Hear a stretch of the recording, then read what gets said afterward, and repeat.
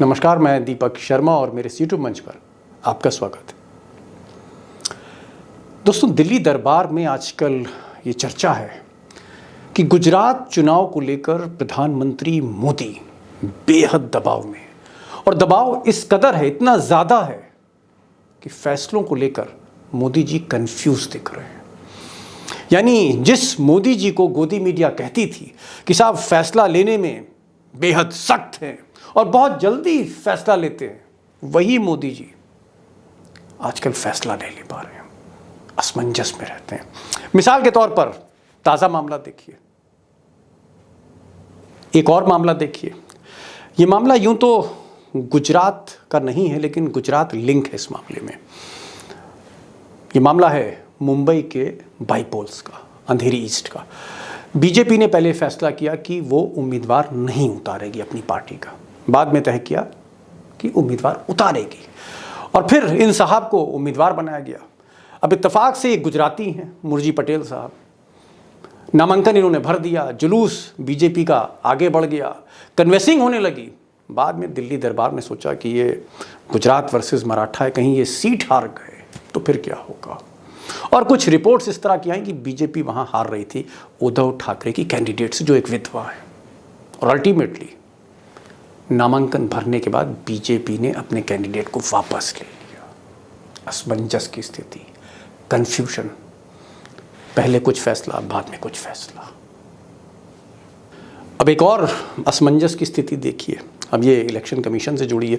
Election commission पर मैं टिप्पणी नहीं करूंगा, लेकिन आपको पता है कि किस तरह से हमारे देश में मोदी के दौर में चुनाव का ऐलान होता है। तो पहले ऐसा बताया जा रहा है कि गुजरात और हिमाचल का एक साथ चुनाव का ऐलान होना था, लेकिन फिर कोर कसर रह गई और इतनी कसर बची गुजरात में कि मोदी जी को लगा, अमित शाह को लगा कि अभी तो वहाँ तैयारी ही नहीं हुई है। और वो जो कन्फ्यूजन का स्टेट था, वो जो आप कह सकते हैं एक असमंजस जैसी एक स्थिति थी, गुजरात तैयार ही नहीं हो पाया। तमाम जगह मोदी जी को इनॉग्रेशंस करने थे, उनको उद्घाटन करने थे, तमाम रैलियां एड्रेस करनी थी, तमाम ऐलान घोषणाएं करनी थी जो समय से कर लेनी चाहिए थी। कंफ्यूजन था और इसलिए हिमाचल का चुनाव का ऐलान हो गया, गुजरात का होना बाकी है। बाकी कहानी आपको पता है। एक और स्थिति देखते हैं और यह स्थिति सबसे बड़ी है, सबसे बड़ी है और भाजपा के लिए असली मुसीबत की जड़ है। और वो असमंजस है कि बीजेपी इस बार तय नहीं कर पा रही कि कैंडिडेट्स किस किस को मैदान में उतारा जाए। ऐसा नहीं कि कैंडिडेट्स की कमी है बीजेपी के पास, उम्मीदवारों की कमी नहीं। गुजरात में जहाँ पैसा है, जहाँ रसूख है, जहाँ कॉरपोरेट पावर है, वहाँ उम्मीदवारों की कमी कैसे हो सकती है। लेकिन मोदी जी और शाह साहब को लग रहा है उतारें किसको, विनेबिलिटी फैक्टर किस में है। और इस झगड़े में, इस असमंजस में आधी लिस्ट ही फाइनल हो पाई है। बहुत से नाम अभी तय होने हैं और उस पर आजकल बहुत एक्सरसाइज हो रही है और लोग कह रहे हैं कि जब ये लिस्ट आएगी तो बीजेपी में घमासान और बढ़ेगी।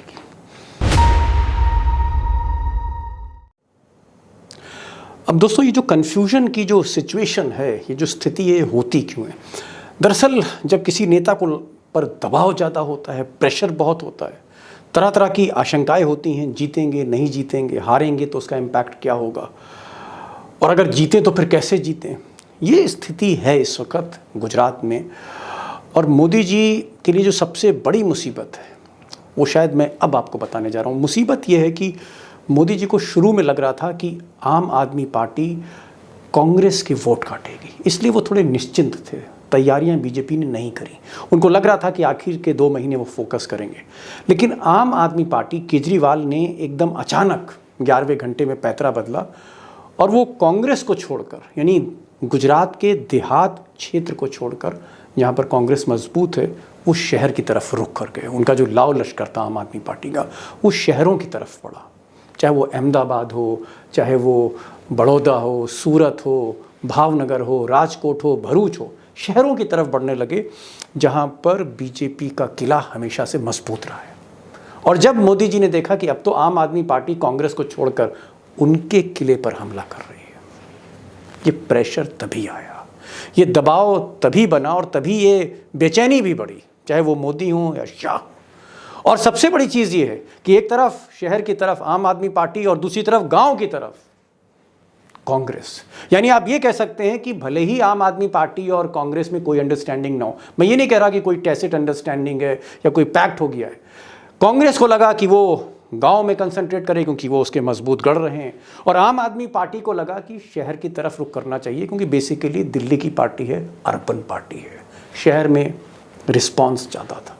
लेकिन हुआ क्या, इसका इम्पैक्ट ये हुआ कि मोदी जी के लिए एक दो धारी तलवार आई अपोजिशन की, इधर भी काट रही है, गांव में भी काट रही है, शहर में भी काट रही है, इधर भी धार है, उधर भी धार है। और इसीलिए इस दो तरफा मार की वजह से मोदी जी प्रेशर में आए और अभी भी ये प्रेशर कम नहीं हो रहा है। मुझे लगता है कि इस स्थिति को समझने के लिए कोई ऐसा शख्स हो जो गुजरात को भीतर तक समझता हो, और उसका एक सेकंड ओपिनियन मैं आपके सामने रखूं कि आपको तस्वीर एकदम साफ दिखे कि वाकई मोदी प्रेशर में है। 56 इंच का सीना वाकई कहीं ना कहीं दबाव में आ गया है। सुनते हैं आर.के. मिश्रा को, 45 ईयर्स 45 साल से लगातार गुजरात में रिपोर्टिंग कर रहे हैं, और सबसे बड़ी बात, डरते नहीं हैं मोदी शाह से। मिश्रा जी, जो चौंकाने वाली बात है वो ये है कि मनीष सिसोदिया जिनको जेल जाना था और जिनकी गिरफ्तारी होनी थी, वो आज गुजरात में लंबे लंबे जुलूस लेकर सड़कों पर उतरे हैं और भाषण दे रहे हैं, और वो कह रहे हैं कि साहब आप मुझे जेल भेजोगे, मोदी जी को कह रहे हैं कि आप मुझे जेल भेजोगे, मैं आपको स्कूल भेजूंगा। ये जो जिस आदमी को जेल भेजना था वो आदमी आज गुजरात की छाती पर जबरदस्त रैली निकाला और इतनी भीड़ उनको सुनने आ रही है। ये जो भीड़ आ रही है, मैसेज क्या जा रहा है? मनीष सिसोदिया जो कन्वेंसिंग कर रहे हैं आपके गुजरात में, और आप तो गुजरात में ही हैं, मैसेज क्या जा रहा है लोगों के बीच? मैसेज वही है कि आप ये देखिए कि नैरेटिव जो है दीपक जी, नैरेटिव सेट कर रहा है आम आदमी पार्टी, इलेक्शन का रिजल्ट जो भी हो, लेकिन एजेंडा आम आदमी पार्टी सेट कर रही है। हाँ, तो ये नैरेटिव भाई वो आप उनको, आपने बढ़ चढ़ के तैयारी की, क्या आप उन्हें अरेस्ट करेंगे?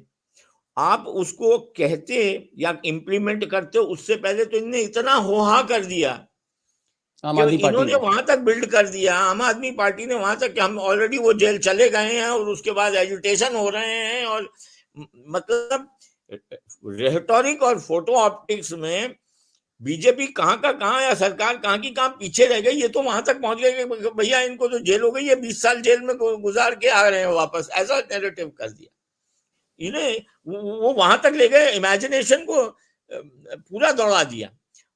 In the result they virtually forced your hand, और आपको उस बारे में रीथिंक करना पड़ गया, क्योंकि अगर इस चीज को वो एजुटेशन में बदल देते, पब्लिक एजुटेशन में बदल देते, तो आपके लिए बड़ी बड़ी किस्म की दिक्कतें खड़ी हो जाती। सो मैं वही कह रहा हूं कि आप यू आर ट्राइंग, बीजेपी जो है वो प्रधानमंत्री जी को इस्तेमाल करके वापस खींचना चाह रही है, नैरेटिव अपने हाथ में लेना चाह रही है, इनिशिएटिव, लेकिन वो इतनी तेज घोड़ा दौड़ा देती है आम आदमी पार्टी कि वो वापस हो ही नहीं पा रहा है, और मौका ही नहीं मिल पा रहा बीजेपी। हाँ, मौका नहीं मिल पा रहा है। पहले जो थे, जो भी कुछ केजरीवाल जी बोलते थे तो उनका जवाब जो है सीआर पाटिल देते थे, या पार्टी के दूसरे सीआर पाटिल जो अध्यक्ष हैं गुजरात के जी, और उसके बाद वो बढ़ते बढ़ते वो गया, वो मुख्यमंत्री गया, अब आज फिर अमित शाह पे गया, अब तो प्रधानमंत्री दे रहे हैं। तो नैरेटिव सेट कौन कर रहा है और जवाब कौन दे रहा है?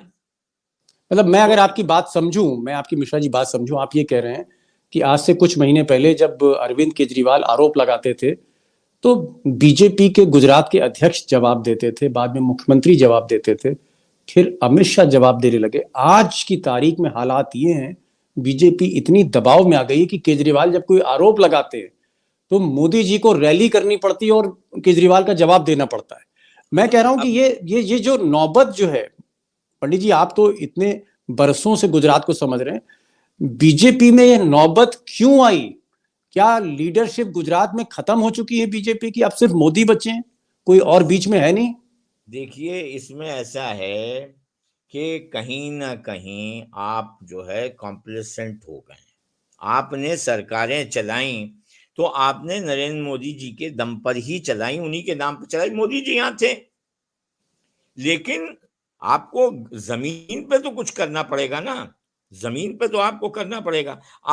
आपने लोन की बात करते हैं, आप जो है आप 14th हैं एजुकेशन के मामले में।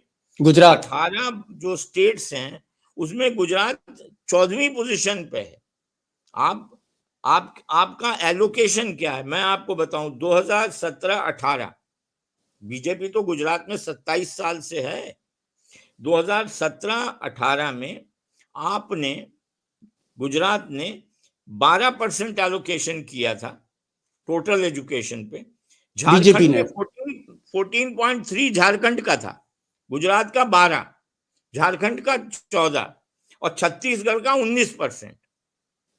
तो यहाँ तो ये आपका एलोकेशन है। 2019-20 में अब 12.16%।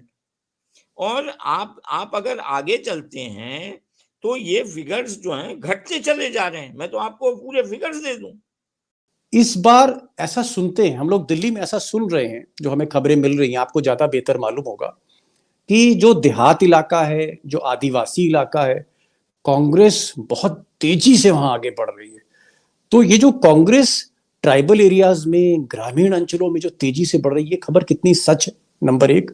नंबर दो, इसका असर बीजेपी पे क्या होगा? देखिए, कांग्रेस ने इस बार पूरा स्ट्रैटेजिकली पूरा चेंज किया है। वो ये कह रहा है कि भाई हम अपनी एनर्जी उन एरियाज पे ज्यादा जाया नहीं करेंगे जहां पर हमारी डबल एनर्जी जाती है, और हमें वैसे भी एक लिमिटेड अमाउंट से ज्यादा हमें यहाँ सपोर्ट मिलना नहीं है। जो पॉकेट्स हैं वहां मिलेंगे। अब ये जग जाहिर बात है कि मुस्लिम इलाकों में, शहरों में जो है AIM MIM वाले लोग कैंडिडेट खड़े करेंगे। वो क्या चीज होती है, वो सब उसकी राजनीति तो आप जानते ही। जी। तो कांग्रेस जो है उसको मालूम है कि उसके जो गढ़ हैं खुद के अर्बन एरियाज में, उतना ही वहां पर, और वो ग्रास रूट लेवल पे काम करी। वो बड़ी बड़ी जो है, उनको ये मालूम है कि वो किसी भी हाल में कैश रिच बीजेपी से ऑप्टिक्स में compete नहीं कर सकते। और कांग्रेस चाहे को वो, पता है। हाँ, और चाहे वो कुछ भी करेंगे तो वो ये समझ लीजिए कि सूरज को दिए दिखाने जैसा होगा, चाहे वो कितने भी लाखों करोड़ों रुपया खर्च कर दे, क्योंकि उनकी उसमें भी हालत खराब है। तो वो अपने रिसोर्सेज वो कंजर्व कर रहे हैं, और वो कह रहे हैं कि ठीक है, आम आदमी पार्टी को करने दो। हम शहर तो में। गढ़ हम तो गढ़ तोड़ नहीं पाए थे इतने सालों में। कांग्रेस तो गढ़ तोड़ नहीं पाया है बीजेपी का अर्बन एरियाज का। तो अगर आम आदमी पार्टी ट्राई कर रही है और उसको मिलता है, तो हम क्यों वहां घुस करके उनका भी बिगाड़े। अगर आम आदमी पार्टी शहरों में बीजेपी को हिला रही है, मोदी जी को, और इधर चुपचाप गांव में, देहात में कांग्रेस अपना धीरे धीरे अपना जो है लोगों के घरों तक पहुंच रही है, तो ये जो सिनेरियो है, क्या हम ये मान लें कि मोदी जी और अमित शाह, अब नाव थोड़ी सी डगमगा रही है, थोड़ा सा थपेड़े हैं, और क्या आपको मुश्किल में दिखते हैं मोदी जी और अमित शाह और बीजेपी? देखिए साहब, नाव तो 2017 में ही डगमगा गई थी, लेकिन उसको फिर लास्ट मिनट खेल से बैलेंस किया गया। जितनी चीजें अभी की गई हैं, जितने डेवलपमेंट्स हुए हैं, विपुल चौधरी का के ऊपर फिर से केस होना, उनको जेल में बंद करना, अर्जुन मोढवाडिया और शंकर सिंह वाघेला को बुलाना कोर्ट में, फिर मेवानी, जिग्नेश मेवानी को जो बेल मिल चुकी है, एक एक मीटिंग करने के मामले में कि भाई आपने परमिशन नहीं ली थी, जो परमिशन गवर्नमेंट ने विड्रॉ की थी, और उससे बेल मिल गई है। तो आपने जो है गवर्नमेंट लीडर ने वहां पर कहा है कि भाई ये नहीं, ये इससे ज्यादा सजा बढ़ाई है। तो ये जितने सारी चीजें, स्टेप्स आप ले रहे हैं, प्लस मनीष सिसोदिया का प्रकरण या बाकी जो इंक्लूडिंग प्रकरण। मनीष सिसोदिया। तो वो कहीं ना कहीं इस बात को जाहिर कर रहा है कि you are on a sticky wicket और आपकी नाव ज्यादा थपेड़ों में आई है इस बार। और प्रधानमंत्री को अगर खुद नैरेटिव लेना पड़ रहा है अपने हाथ में और ये चीजें, आप ये देखिए, ये कोइंसिडेंस है, मैं किसी के ऊपर जजमेंट पास नहीं कर रहा हूं, लेकिन हर इवेंट इस साल जो है गुजरात में हो रहा है या गुजरात से कनेक्टेड है। हाँ, चाहे वो खेलो नेशनल गेम्स हो, चाहे डिफेंस एक्सपो हो, जो भी बड़ा इवेंट नेशनल है सब गुजरात में। चाहे इंटरनेशनल में सिनेमा भी भेजा है तो आपने गुजराती पिक्चर भेजी है इस बार। अगर दादा साहब फाल्के अवार्ड भी दिया गया है तो गुजराती एक्ट्रेस को दिया। मैं उनके ऊपर कमेंट नहीं कर रहा हूं, उनकी स्टेचर पर, they are very deserving people, you have come up with some, but the flavour of events international, national, local और even village level is Gujarat. इसका मतलब प्रेशर है, खासा प्रेशर है जी खासा प्रेशर है। मिश्रा जी, आप क्योंकि अंडरस्टैंडिंग होती दोनों में, मुझे अभी भी लग रहा है कि अनऑफिशियल लेवल पे without being in touch with each other वो काम कर रहे हैं दोनों अपनी अपनी जगह। आम आदमी पार्टी और कांग्रेस कर ही रहे हैं अपनी अपनी जी। लेकिन अब दोस्तों, आपने देखा, जानकार भी मान रहे हैं कि प्रेशर में बीजेपी है, बीजेपी की लीडरशिप है। लेकिन मैं ये नहीं कह रहा हूँ कि मोदी जी चुनाव हार चुके हैं गुजरात का, ऐसा बिल्कुल नहीं है। टफ फाइट है, एक मुश्किल विकेट पर बीजेपी खड़ी हुई है। अब कैसे जीतते हैं, किस तिगड़म से जीतते हैं, ये तो फिर अमित शाह ही तय करेंगे, मोदी जी तय करेंगे। लेकिन एक चीज़ मैं आपको ज़रूर कहना चाहता हूँ कि अगर खुदा ना खास्ता, अगर कहीं गुजरात में नाव मोदी जी की वाकई डगमगा गई, पलट गई, तो 2024 के जो उनके सपने हैं वो कहीं ना कहीं तारों की तरह टूटेंगे और बिखर जाएंगे। इसलिए मुझे लगता है कि अब इस तरह का एक सिचुएशन है कि कुछ भी हो सकता है। ये बहुत तेज़ी से इम्पैक्ट करेगा गुजरात, क्योंकि गुजरात उनका होम स्टेट है। अगर आपके घर में आपके पाँव के नीचे से ज़मीन निकल रही है तो फिर आप आगे कैसे बढ़ेंगे। इसलिए ये इलेक्शन बहुत इम्पॉर्टेंट है और मैं चाहूँगा कि आप भी मेरे साथ बने रहें। और एक चीज़ और कि जो मैं आखिर में कहता हूँ कि इस वीडियो को ज़रूर शेयर करिएगा कि जो गुजरात के लोग हैं वो भी देखें, बाकी लोग भी देखें जिन्हें 2024 में वोट देना है। तय करना है उनको कि सरकार को आगे बढ़ाना है या सरकार दूसरी लेके आए।